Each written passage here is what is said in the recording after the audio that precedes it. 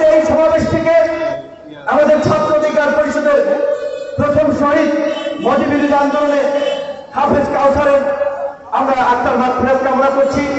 মোদি বিরোধী আন্দোলন থেকে এই জুলাই গণ অভ্যুত্থানের নিহত সকলের আত্মার মাগফিরাত কামনা করছি।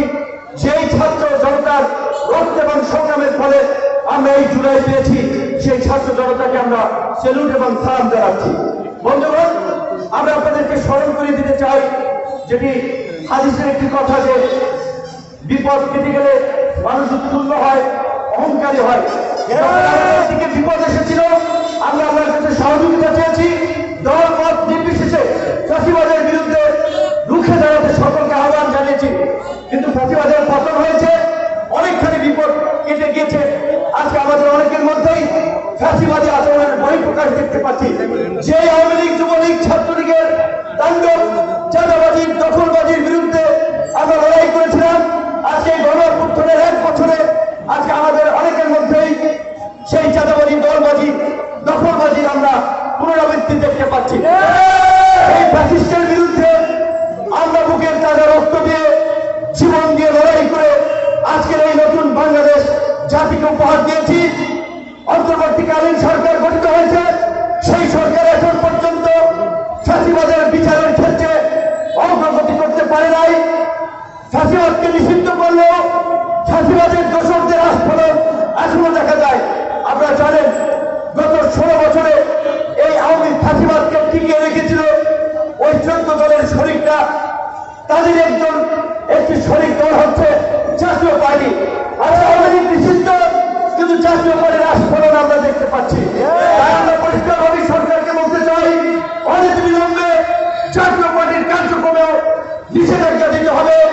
এবং এই জুলাই গণ অভ্যুত্থানে আওয়ামী লীগ এবং আওয়ামী লীগের যে সমস্ত দোষর জাতীয় পার্টির সাথে জড়িত, নির্বাচনের আগেই তাদের রাজনৈতিক কার্যক্রমে নিষেধাজ্ঞার বিষয়ে চূড়ান্ত সিদ্ধান্ত দিতে হবে।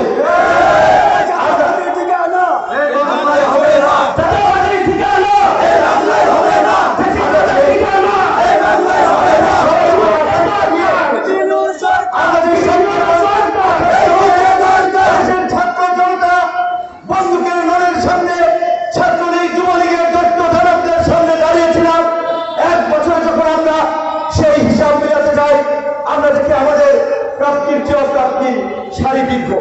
এখনো পর্যন্ত বাংলাদেশের গণতান্ত্রিক সংস্কারের লক্ষ্যে আমরা যে রাষ্ট্র সংস্কারের আওয়াজ তুলেছি, সেই রাষ্ট্র সংস্কারের জুলাই সনদের এখনো পর্যন্ত কার্যকর কোনো পদক্ষেপ আমরা দেখতে পাচ্ছি না।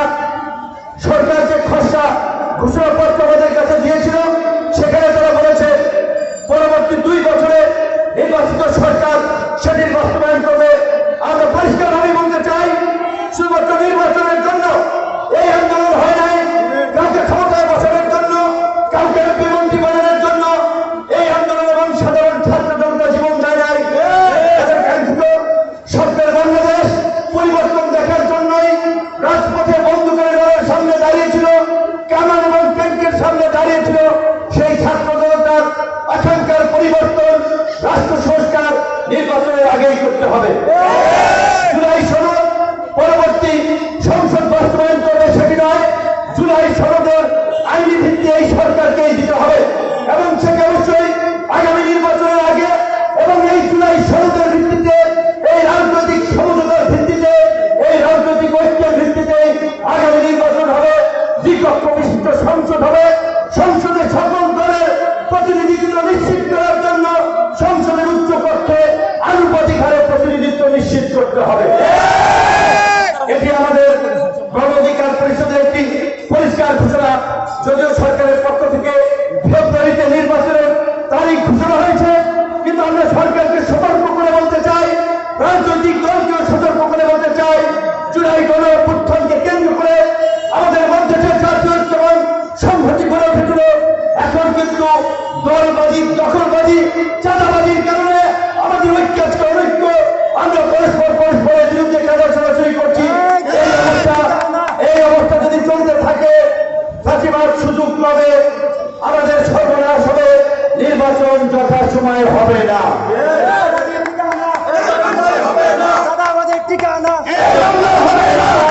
সকল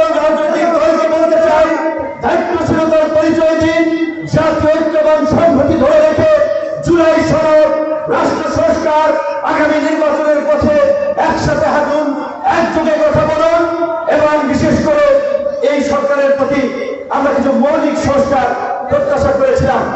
যে আজকে আমরা দেখি বাংলাদেশের বিভিন্ন প্রান্ত থেকে, জেলা উপজেলা থেকে একজন মানুষ অসুস্থ হয়ে সবার গন্তব্য ঢাকায়, অথচ 10টি বিভাগীয় শহরে 1000 কোটি টাকা করে বরাদ্দ দিয়ে 10টি বিশেষায়িত হসপিটাল করে যদি মানসম্মত চিকিৎসা বিভাগীয় পর্যায়ে নিশ্চিত করা যেত, মানুষের এই ভোগান্তি হতো না। আমরা দেখি এমপি মন্ত্রী শিল্পপতিরা দেশের বাইরে সিঙ্গাপুর, মালয়েশিয়া, থাইল্যান্ড চিকিৎসা নিতে যান। এই বিষয়ে জনগণ, সাধারণ মানুষ আমরা কোথায় চিকিৎসা নেব? তাই আমরা সরকারকে বলতে চাই, সকলের জন্য উন্নত মানের চিকিৎসা ব্যবস্থা নিশ্চিত করুন, সার্বজনীন স্বাস্থ্য বীমার উদ্যোগ দিন এবং জেলা উপজেলা পর্যায়ে যেন আমাদের কোমলমতি শিক্ষার্থীরা মানসম্মত শিক্ষা লাভ করতে পারে, তাই সেই জন্য সেই দিকে গুরুত্ব দিন।